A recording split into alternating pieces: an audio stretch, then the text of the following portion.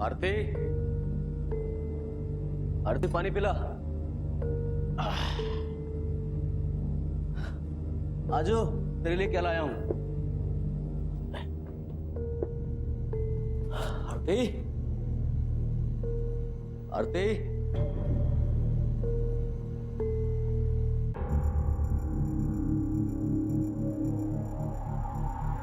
आरती भैया थे।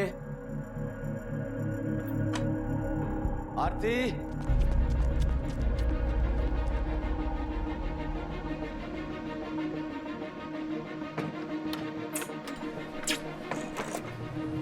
आरती,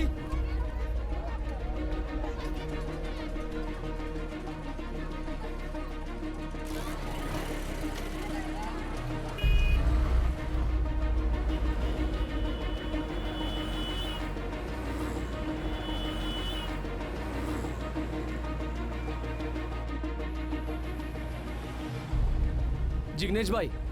अरे श्रीकांत भाई શું થયું? आरती को देखा क्या? आरती को यहाँ कैसे देखूंगा? नहीं नहीं, हो सकता है कि इधर से गुजरी हो तो आपने देखा हो तो। नहीं नहीं। अरे बात तो સાંભળો।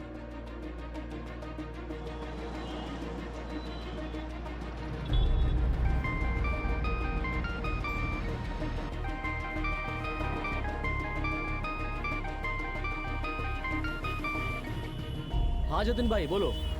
अरे जतिन भाई 4 कलाक से ढूंढ रहा हूँ उसको। तो थोड़ा और ढूंढ लो ना श्रीकांत भाई। जतिन भाई मेरी कुछ समझ में नहीं आ रहा है, बहुत टेंशन हो रही है। अरे कभी घर से बाहर। अरे श्रीकांत भाई तुम्हें टेंशन नहीं लियो, आप घर पे जाके इंतजार करो, हो सकता है वापस आ जाए। अरे नहीं आएगी जतिन भाई, पता है मेरे को कुछ गड़बड़ है। मैं एक काम करता हूँ, पुलिस में जाकर रिपोर्ट करता हूँ। साहब आरती गोयल नाम है इसका। कितने साल की है?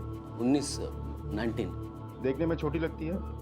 आप इसके क्या लगते हैं? जी काका, भतीजी है मेरी। किसी लड़के के साथ कोई चक्कर, आसपास कोई जान पहचान, कोई अफेयर, ऐसा कुछ? नहीं नहीं साहब, हो नहीं सकता है, वो ऐसी लड़की ही नहीं है। आपके साथ कोई कहासुनी हो गई हो, आपने डांट दिया हो और गुस्से में घर छोड़कर भाग गई हो, ऐसा कुछ? नहीं नहीं साहब, मैं क्यों डांटूंगा भला उसको, मैंने तो जिम्मेदारी ली है उसकी। वो साहब क्या है कि लड़की थोड़ी दिमाग से मतलब थोड़ा दिमागी बीमारी है उसको। वो जब से उसके पिताजी गुजर गए ना तब से। लड़की का फोन नंबर? हाँ साहब वो। देखिए फोन नंबर से उसके रिकॉर्ड्स मिल सकते हैं, उसे ट्रैक भी किया जा सकता है। हाँ साहब, पर वो फोन वापरती नहीं थी ना। तो आप उसको कांटेक्ट कैसे करते थे?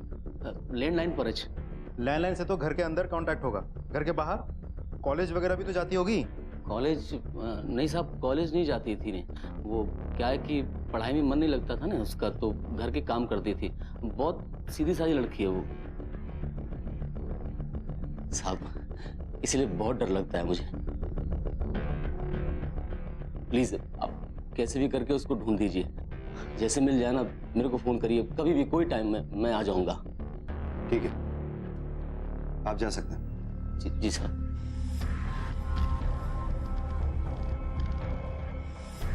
फोटो की कॉपीज करवाओ और सारे हॉस्पिटल्स और मॉर्ग्स में इंक्वायरी करो, सारे पुलिस स्टेशन में फोटो सर्कुलेट करो, तब तक आसपास पूछताछ करते हैं। Yes sir.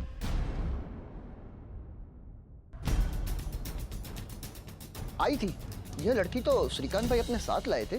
कब? 1.5-2 महीने हो गए होंगे।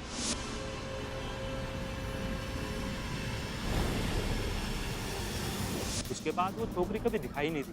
श्रीकांत भाई उसे घर के अंदर रखते थे ताला लगाकर। मुझे सब बड़ा अजीब सा लगा, तो फिर मैंने एक दिन श्रीकांत भाई से पूछा कि ताले का चक्कर क्या है, तो बोले अरे वो भतीजी छे हमारी, लेकिन नॉर्मल नहीं छे, दिमाग की प्रॉब्लम है ना उसको, इसीलिए ताले के अंदर रखना पड़ता है उसको ताकि कोई प्रॉब्लम ना हो जाए। अभी खाली पकड़ किधर भी चली गई तो टेंशन है ना।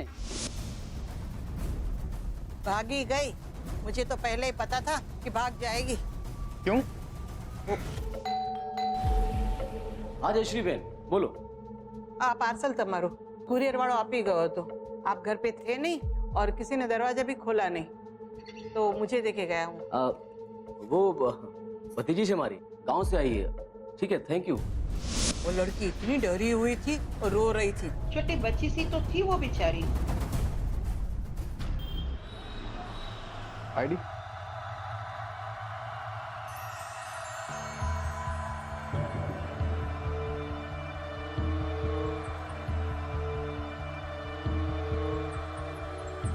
ये आपके साथ ही रहेंगे? हाँ। नाम? सीमा गोयल। कोई आईडी? मैंने आईडी दी ना, आप इसी से काम चला लीजिए। ओके।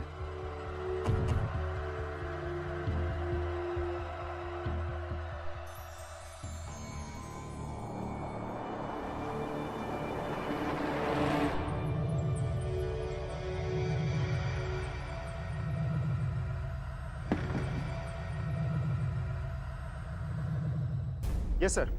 मतलब ये सेक्सुअल अब्यूजमेंट का केस हो सकता है? जी सर, हो सकता है। इसीलिए शायद श्रीकांत इतना भौंकलाया हुआ है। ताकि आरती कहीं किसी को कुछ बता ना दे। पॉसिबल। एनीवेज, पहले सारी बातों को साबित करना होगा, तभी कोई एक्शन ले पाएंगे। श्रीकांत को पुलिस स्टेशन बुला। Okay sir.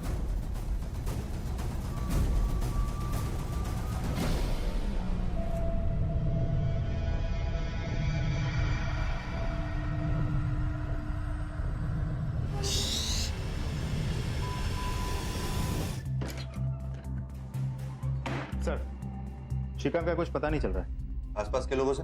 तो सबसे पूछताछ कर ली। जब से आरती लापता हुई, श्रीकांत अपने दुकान तक नहीं पहुंचा। सर, उसके घर के आसपास के लोगों से भी पूछताछ की, लेकिन किसी ने उसे नहीं देखा।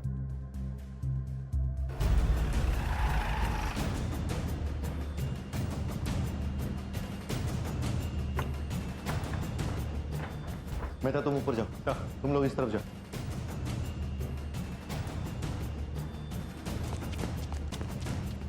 सर, ये देखिए, श्रीकांत के बाइक के पेपर्स।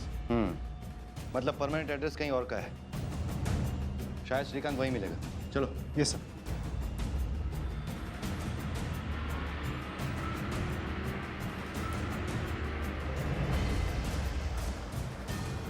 कमाल है, श्रीकांत के माँ बाप है आप। वो कहाँ गया, उसे क्या हुआ, आप कुछ नहीं जानते? मेरे को इसी बात का डर था। मैं तबने कीधु हतो कि एक बार फोन करके देखो। जो ये क्या हो गया? कया गयो मारो श्रीकांत? मतलब साहब, श्रीकांत से हमारा कोई कांटेक्ट नहीं। जिस दिन से वो उस लड़की को लेकर आया था। आसूच है, तूने लगन कर लिया हमारे बिना। अरे बापूजी, लगन करना थे ने, कर ली। अब हमें आप भी स्वीकार करो, अन्य आशीर्वाद दो। इस छोकरी की उम्र देखी है तो सिर्फ आधी उम्र की लगती है ये। तुम्हें जो करना था तुम कर चुके, लेकिन इसमें हम भागीदार नहीं होंगे। अरे जब लड़की को कोई प्रॉब्लम नहीं है तो आप लोगों क्यों हो रही है? अरे मेरे को इधर आना ही नहीं चाहिए था। माथा फिर क्या था मेरा जो राय में। हमने बहुत समझाने की कोशिश की, हमारी एक न सुनी और उस लड़की को लेकर निकल गया।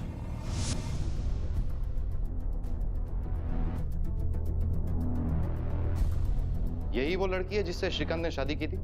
हाँ जी। इसी से लगन किया था श्रीकांत ने। तो फिर श्रीकांत ने हमसे झूठ क्यों बोला कि आरती उसकी पत्नी नहीं भतीजी है? आरती गोयल नाम है इसका। कितने साल की है? 19 आप इसके क्या लगते हैं? जी काका, भतीजी है मेरी। शायद लड़की उम्र में छोटी है, इसलिए हमें आरती के घर वालों से भी पूछताछ करनी होगी।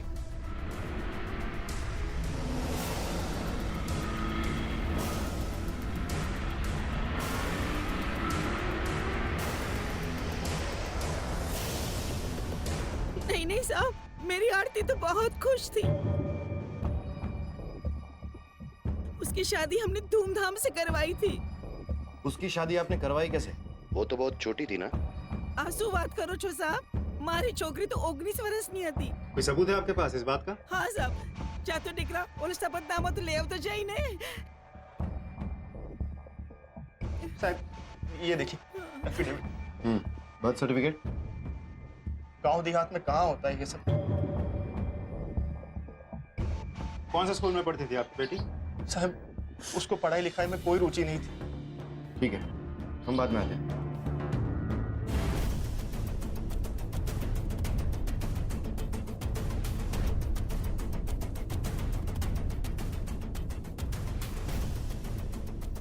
इसे जानती हो तुम? ये आरती है, मेरी दोस्त।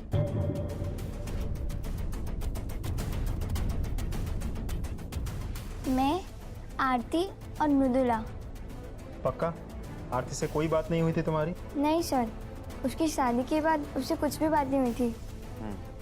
क्या उम्र है बेटा तुम्हारी? 15 साल। इस पहेली में कई सवाल जुड़ते जा रहे थे। क्या आरती की असली उम्र के रहस्य का उसकी गुमशुदगी से या श्रीकांत के लापता होने से कोई संबंध था? क्या श्रीकांत वाकई गुमशुदा था या फिर पुलिस उसके द्वारा आरती पर किए गए जुल्मों के बारे में जान गई है? इस बात की भनक लगते ही वो रफू चक्कर हो गया, या फिर सच्चाई इन सभी संभावनाओं से परे थी?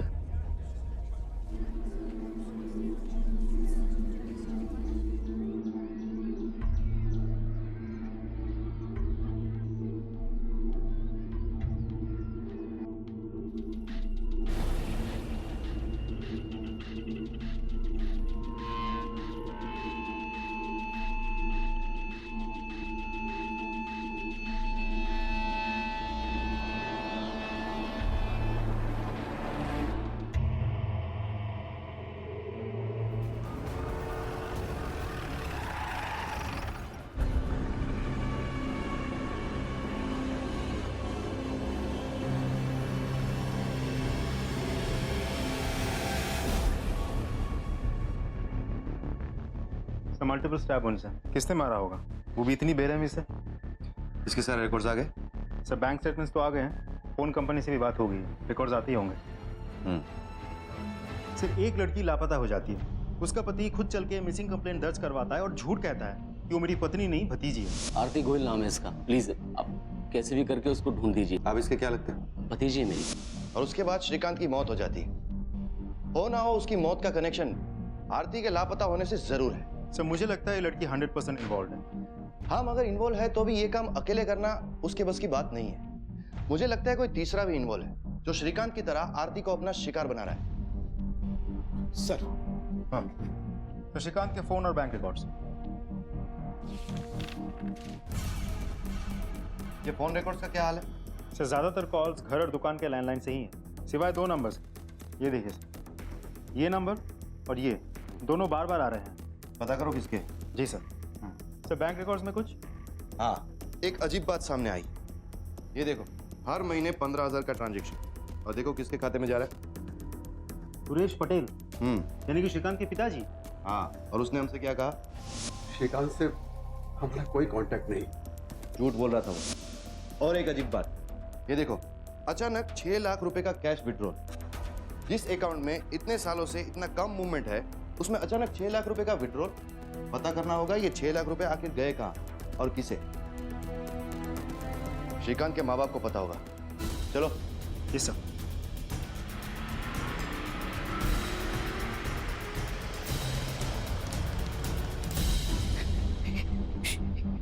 ये कैसे हो गया?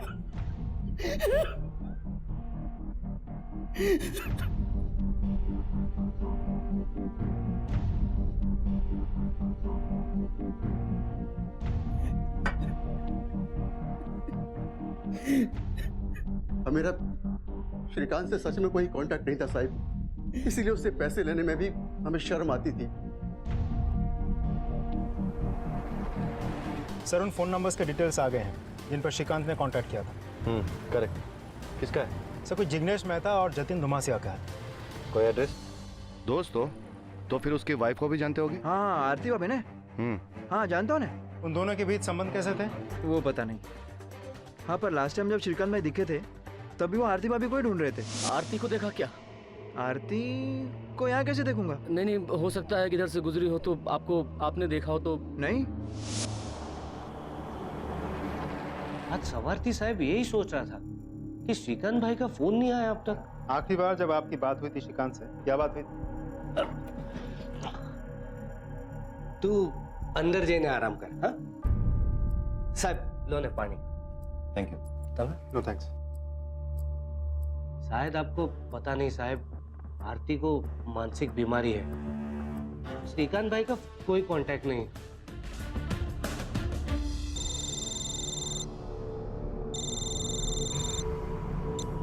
हेलो।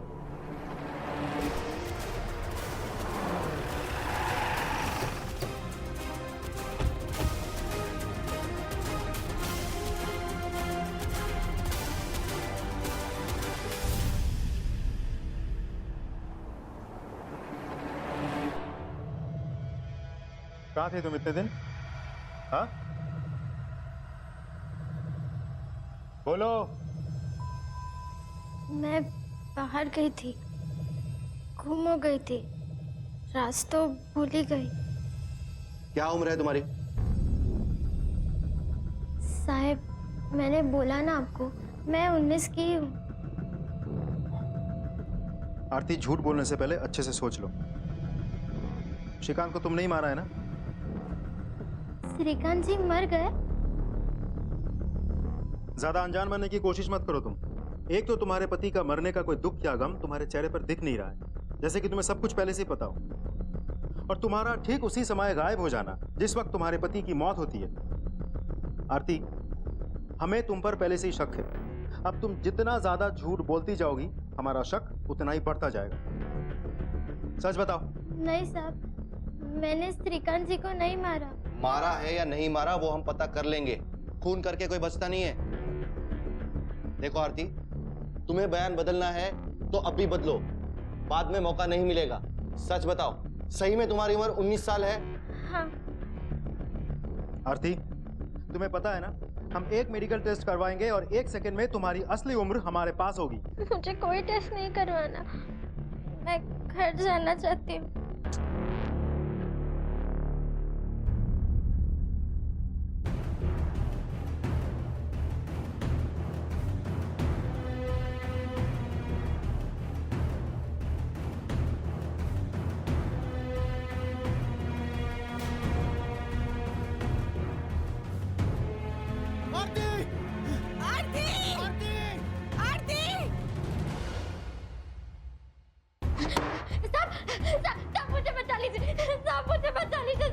वो लोग मेरे साथ जबरदस्ती करते। साहब मुझे बचा लीजिए। देख आरती, बहुत है क्या? चुपचाप चल वरना नहीं होंगी मैं, जो करना है कर लो। क्या बोली? नहीं आएगी? हाँ? आंख दिखाएगी हम लोगों को? जबान लड़ेगी? चल चल चल।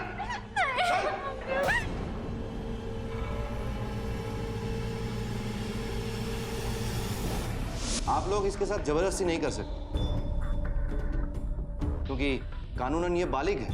हाँ, अगर नाबालिग होती तो आप इसे अपने साथ घर ले जा सकते थे। बताइए, बालिग है या नाबालिग? इसकी असली उम्र क्या है? 15, 16? सब 19 वर्ष नीचे, 19 साल की। फिर तो आपने इसके साथ कोई भी जबरदस्ती की तो जेल की सलाखों के पीछे होंगे आप, समझे? जाइए साहब, जाइए, हम इसे छुड़वा देंगे।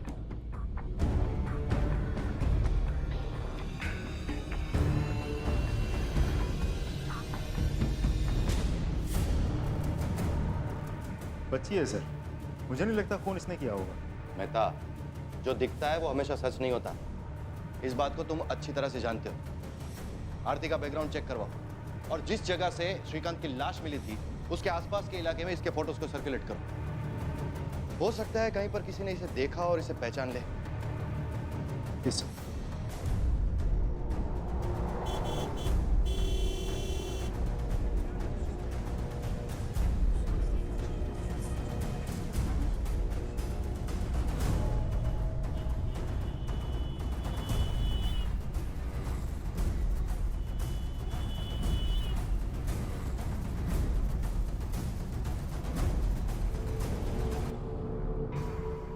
लड़की को देखा है कहीं?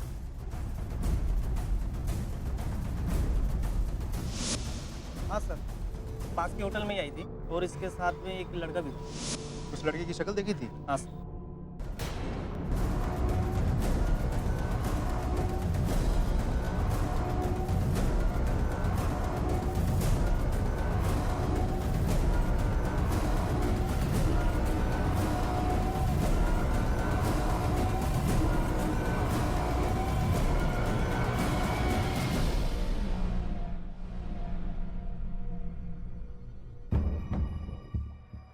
मैंने इसे नहीं देखा साहब। आरती, झूठ मत बोलो। सच उगलवाने के बाकी तरीके भी आते हैं हमें। मेरे को नहीं पता, आप मेरे पे आरोप क्यों लगा रहे हो? आपको पूछना ही है तो कपिल भाई से पूछो ना।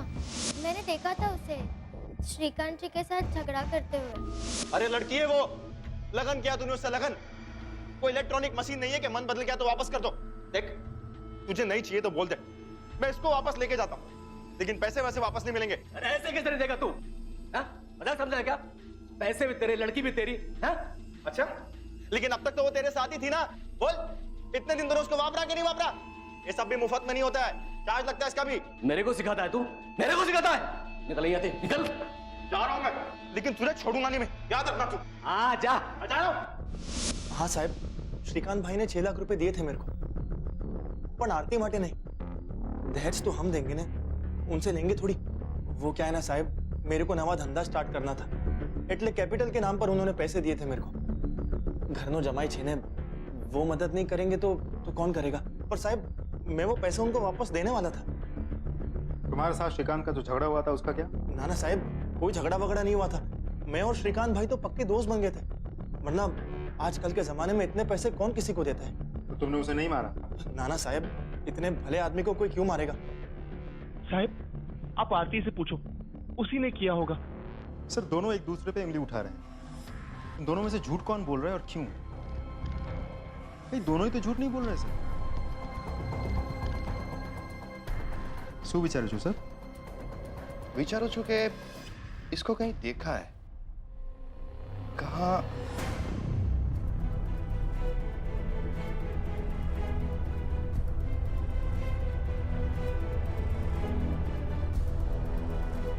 क्यों, अब गले से आवाज नहीं निकल रही तेरी? और आप, यही वो बेटा है ना जिसके घर लौटने पर आप हमें इन्फॉर्म करने वाले थे? उस दिन तस्वीर देख ली थी तो याद आया। ठीक है, वो आए तो इन्फॉर्म करिए। जी साहब।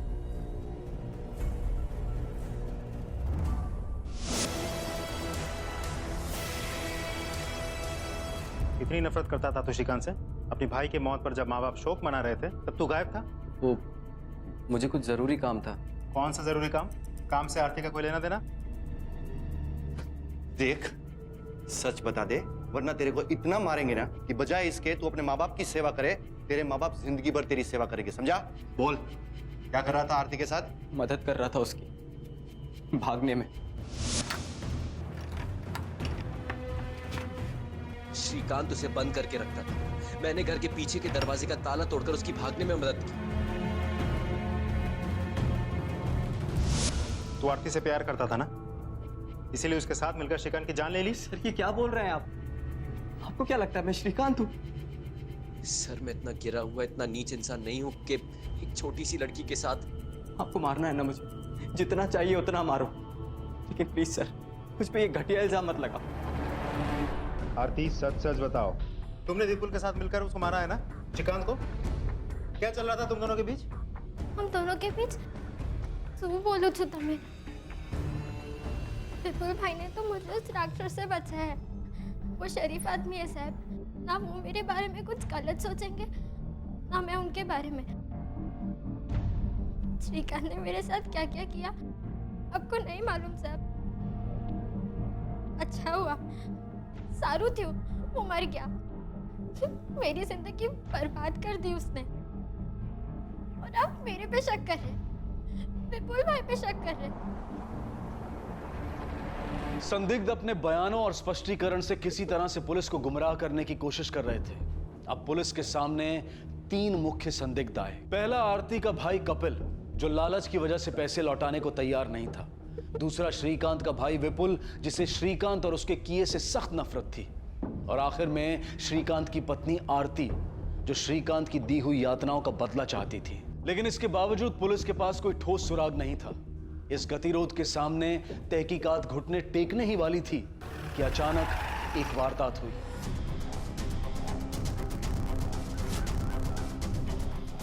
मैं, आरती और मृदुला। सर, मृदुला के पोस्टमार्टम रिपोर्ट। सर, ये मृदुला तो 15 साल की थी, नाबालिग। बैकग्राउंड चेक, इसके घर वालों से बात की? यस सर, उसके घर वालों ने बताया कि वो शादीशुदा है। उसके पति का नाम जिग्नेश है और एड्रेस उसी दुकान का है जो श्रीकांत के दोस्त जिग्नेश का है। Yes sir. बोल, वरना खाल उधर दूंगा तेरी। कुछ भी खरीदने बेचने की लायक नहीं रह जाएगा, तू समझा ना? बोल। साहब, मैंने मृदुला को नहीं मारा है। हाँ, मैं मानता हूँ कि मैंने उसके फैमिली को पैसे देके उससे शादी की, लेकिन मारा नहीं। मुंह सुकम अपना ही नुकसान कराओ ने। पैसे तो वसूल होने चाहिए। साले पैसे वसूल? इंसान थी वो, खिलौना नहीं, समझा? और एक बात बता, मृदुला के परिवार से तुझे किसने मिलवाया? वो हमारे दोस्त है ना, उन्होंने भी उसी गांव की छोरी से लगन किया था। क्या नाम है उसका? જતીન ભાઈ ભોજન બહુ સ્વાદિષ્ટ લાગે છે। અરે ખાસ તમારા માટે બનાવ્યું છે, મજા કરો ને। ખાઓ ખાઓ।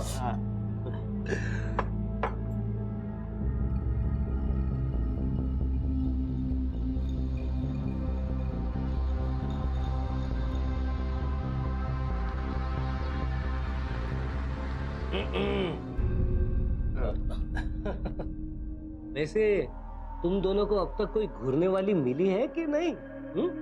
मिले भी तो એટલે ભાભી માફિક जवान और खूबसूरत थोड़ी ना मिलने वाली है। अरे मिलेगी भाई, मैं कहता हूँ मिलेगी। बोलो पैसा है?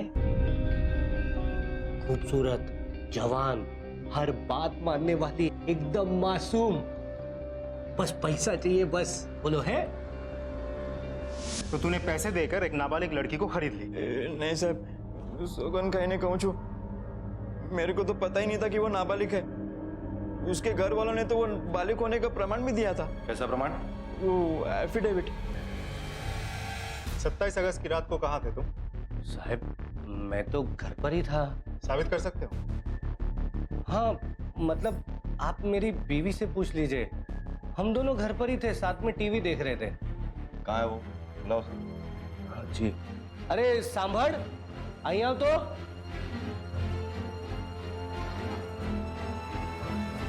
सत्ताईस अगस्त रात को क्या ये आपके? मेरे साथ ही थे, हम लोग टीवी देख रहे थे। श्रीकांत और जिग्नेश ने तुम्हारे जरिए पैसे देकर शादी की? ना ना साहब, शू बात करो छो, दोनों 30-35 साल के कुंवारे हैं। उनको बस शादी करनी थी तो मैंने मदद कर दी, बाकी पैसों के बारे में मुझे नहीं पता साहब। शादी नाबालिग लड़कियों से? ना ना साहब, नाबालिग लड़कियों से कैसे शादी करेंगे, वो तो अपराध है ना। दोनों ने बालिग लड़कियों से ही शादी किया होगा। और तुमने?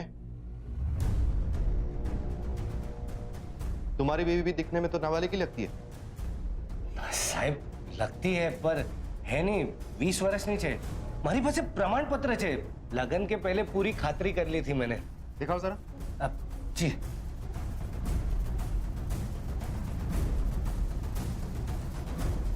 साहब ये एफिडेविट और ये मैरिज सर्टिफिकेट।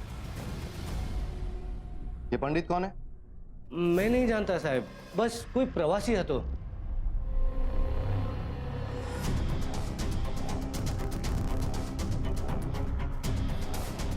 साहब ये एफिडेविट और ये मैरिज सर्टिफिकेट। साहब ये देखिए एफिडेविट। मिल गया रास्ता। ये देखो, तीनों एफिडेविट में एक ही लॉयर के सिग्नेचर और हर एक मैरिज सर्टिफिकेट में एक ही विटनेस की साइन, पंडित। अब ये इत्तेफाक तो हो नहीं सकता कि हर एक मैरिज में एक ही राह चलता आदमी विटनेस बन गया। सर इतने सारे लोगों के साथ वही घटना है, घटनाओं के साथ जुड़े एक ही लोग, तो ये तो बहुत बड़ा है। रैकेट है। सही कहा तुमने। मैं आज सुबह ही आरती और मृदुला के परिवार के बैकग्राउंड को चेक कर रहा था। दोनों एक ही गांव से, दोनों के गांव में सालों से सूखा पड़ा हुआ है। दोनों के परिवारों में पिता ने सुसाइड किया हुआ है, फार्मर सुसाइड केस, मतलब आमदनी बंद। दोनों के परिवार पर कर्जा। अब ये कोई रैंडम घटना तो है नहीं, इन परिवारों को चालाकी से चुना जा रहा है। ये जो कुछ भी है उसके बारे में सिर्फ हमें एक ही इंसान बता सकता है, जो इतने समय से चुप है। आरती, हम सब जान चुके हैं ये बहुत बड़ा रैकेट है ना, जो तुम्हारे और तुम्हारे गांव के आसपास वाले गांव में चल रहा है। नाबालिग लड़कियों के परिवारों को पैसे देकर उन लड़कियों से शादी करना, झूठे दस्तावेजों द्वारा उन लड़कियों के नाबालिग होने का सच को छुपाना। हमें सब पता है आरती, बस एक सच जानना बाकी है कि श्रीकांत को मारा किसने। देखो आरती, अब चुप रहने से तुम बच नहीं पाओगे।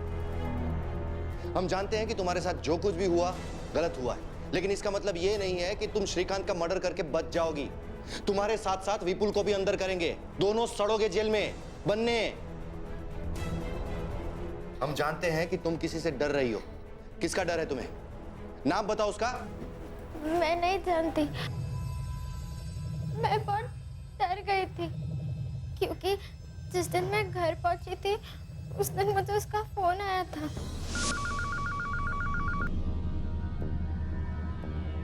हेलो। अगर तूने अपना मुंह किसी के सामने खोला ने तो मैं तुझे मार डालूंगा, जैसे तेरे उस आदमी को और तेरी उस मृदुला को। तो इंसान दो लोगों को मार सकता है, वो मुझे भी तो मार सकता है ना। आरती, तुम डरो मत, तुम्हें कोई नुकसान नहीं पहुंचाएगा, इसकी गारंटी हम तुम्हें देते हैं। लेकिन इसके लिए तुम जो कुछ भी छुपा रही हो वो सब हमें बताना होगा। मैं आपको सब सच बताती हूँ।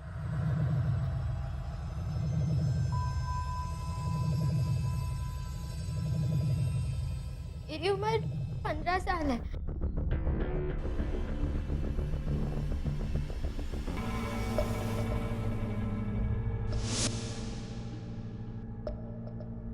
ये लो, आप लोगों के खजाने की चाबी। દીકરા જો તો બધું બરાબર છે ને? अरे 8वीं क्लास का पेपर थोड़ी जितना चेक कर रहा है, कोई गलती नहीं है। ऐसे हजार हम रोज बनवाते हैं। इस एफिडेविट के मुताबिक आरती कानूनी रूप से बालिग है। इसका एक कॉपी बनवा के रख लो, कल को कोई आरती की उम्र के बारे में पूछे तो ये पेपर दिखा देना।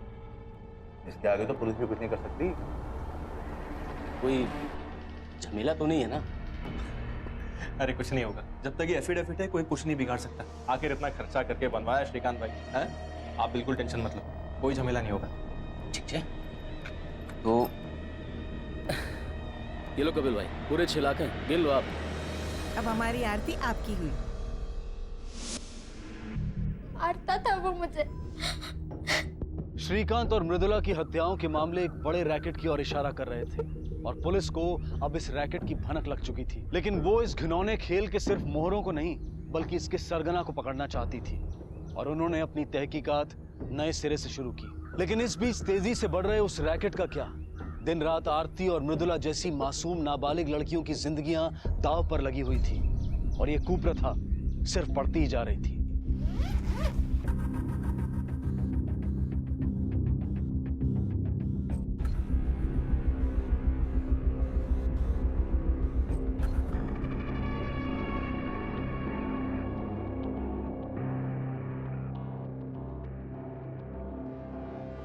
ओम मंगलम भगवान विष्णु, मंगलम गरुड़ाध्वज, मंगलम कुंडलिकक्षाय, मंगलाय तनोहरि स्वाहा।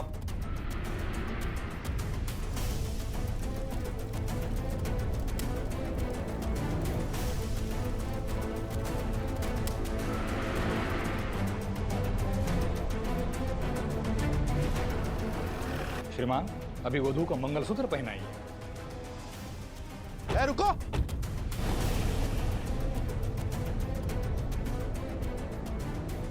तेरे को विटनेस बनने का बहुत शौक है हाँ? और तुम लोग, लालच है तुम लोगों पर। अपने घर की लक्ष्मी को बेचने निकले हो तुम लोग। तुम्हें क्या लगा इन जाली कागजातों की आड़ में तुम लोग कुछ भी करोगे और बच जाओगे? तुम लोग जब इस कांड को अंजाम दे रहे थे तब पुलिस गेम ओवर की तैयारी कर रही थी। मुझे इस गांव के 14 से 18 साल के बीच की लड़कियों का डेटा चाहिए। उनके लिए अलग टॉलरेंस बनवाने का प्रपोजल है, तो संख्या तय करनी है। डेटाबेस मिल सकता है? जी हाँ, मिलेगा। Thank you. अब तुम लोग ऐसी जगह पर जाओगे जहां पर सिर्फ एक ही सौदा होता है, पुलिस के डंडे का सौदा। चलो चल। सूखे के कारण सभी किसान त्रस्त हैं। इस कारण से जब भी कोई किसान आत्महत्या करता था तो उसका क्रियाकर्म मैं ही करता था और इसी प्रकार उसके परिवार के बारे में मुझे पता चलता था।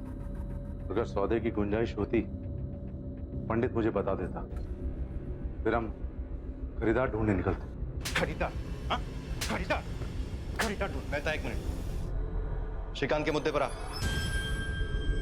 सर वो आप लोगों के पास आने वाला था। हम सब ने उसे रोकने की बहुत कोशिश की लेकिन उसे किसी की नहीं सुनी। लेकिन मैंने श्रीकांत को नहीं मारा। मुझे ये भरोसा था कि ये मामला हम तक कभी नहीं पहुंचेगा। अरे डॉक्यूमेंट एकदम खरे थे, पैसे का लेन देन भी कैश हुआ था और एक दिन अचानक हमें पता लगा कि श्रीकांत की मौत हो गई। तो हमारे लिए तो अच्छा ही था ना।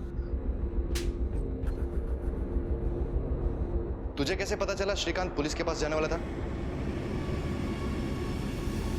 क्या तुम्हारी बीबी मृदुला इस सारे रैकेट का पर्दाफाश करने वाली थी? हाँ। तुमने इसके बारे में किसी को कुछ बोला था? हाँ। किसे? आखिर पुलिस ने इस रैकेट से जुड़े लोगों को रंगे हाथों पकड़ा, लेकिन अब भी 2 गुत्थियां सुलझनी बाकी थी, श्रीकांत और मृदुला की हत्याएं, और यही इस तहकीकात की आखिरी मंजिल थी। पंडित, वकील और जिग्नेश इस मंजिल तक पहुंचाने वाले आखिरी पायदान थे, और इन तीनों की जुबान पर एक ही नाम था। लेके चलो इसे थाने। साहब मैं साचू कहूँ छू साहब, मैंने कुछ नहीं किया साहब। ये सारे लोग ना झूठ बोल रहे हैं सर, मैंने कुछ भी नहीं किया। ये तेरे ही फोन रिकॉर्ड्स है ना? तूने ही वकील को फोन किया था। अरे अजय भाई, आपके समझ में नहीं आ रहा है क्या? श्रीकांत पुलिस के पास जा रहा है, हमें उसे रोकना पड़ेगा। हमारे एफिडेविट एकदम पक्के हैं, हमारा लेन देन भी कैश में हुआ है, तो पुलिस से क्यों डरते हो? देखो अजय भाई, मैं आपको बोल रहा हूँ, श्रीकांत का आप कुछ करो वरना मैं कुछ करता हूँ। फिर हमने जिग्नेश से पूछा। मृदुला ने पुलिस को सारी सच्चाई बताने की ठान ली थी, और ये बात जिग्नेश को पहले से ही पता थी, और मृदुला के मौत से पहले जिग्नेश ने ये बात सिर्फ एक इंसान को बताई थी। अरे जिग्नेश 15 साल की लड़की है वो, थोड़ा सख्ती से पेश आना, उसे धमका डरा। किया जतिन भाई, नहीं मानती। कोई मतलब नहीं समझा भी ना, अब मैं ही कुछ करता हूँ। आरती को डराने के लिए तुमने ही फोन किया था ना? सच सच बोलो, तुम्हारे फोन रिकॉर्ड से हमें ये भी पता चला है। देख, हमें पता है कि तूने ही दोनों खून किए, और जब हमें विश्वास हो जाता है ना, तब हम उम्र, आदमी, औरत कुछ नहीं देखते। तुम्हें भी नहीं छोड़ेंगे। अब बोल बोल। हाँ साहब, मैंने ही दोनों को, श्रीकांत और मृदुला दोनों को। मेरे मना करने के बावजूद भी वो लोग आपके पास आ गए, इसलिए मैंने उसे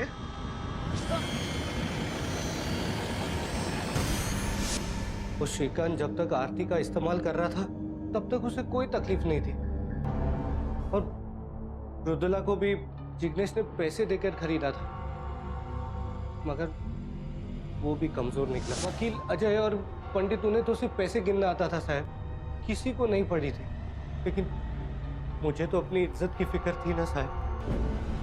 सौदा कर लिया ना, अब सड़ जिंदगी भर।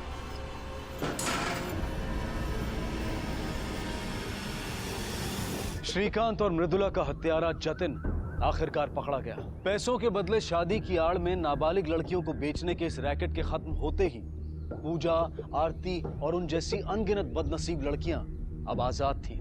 लेकिन जीवन के इस खौफनाक दौर ने उनके मन में कई गहरे घाव छोड़े थे, और उन्हें भरने में काफी देर लगने वाली थी। इस केस द्वारा हमारे समाज का एक बेहद घिनौना चेहरा सामने आया, जहां किसान आत्महत्या जैसी दुखद घटना का भी लोगों ने अपने स्वार्थ के लिए फायदा उठाया। ऐसे विभत्स और चौंका देने वाले कुकर्म अक्सर सभ्यता की आड़ में हमारे आसपास ही हो रहे होते हैं। जरूरी है कि हम उन्हें पहचाने, बेनकाब करें और शिकस्त दें। अब मैं अनूप सोनी आपसे विदा लेता हूं, फिर मुलाकात होगी अगले एपिसोड में एक और चौंका देने वाले केस के साथ। तब तक अपना और अपने परिवार का ख्याल रखें और देखते रहें क्राइम पेट्रोल डायल 100। सबक एक को, सीख हम सबको। जय हिंद।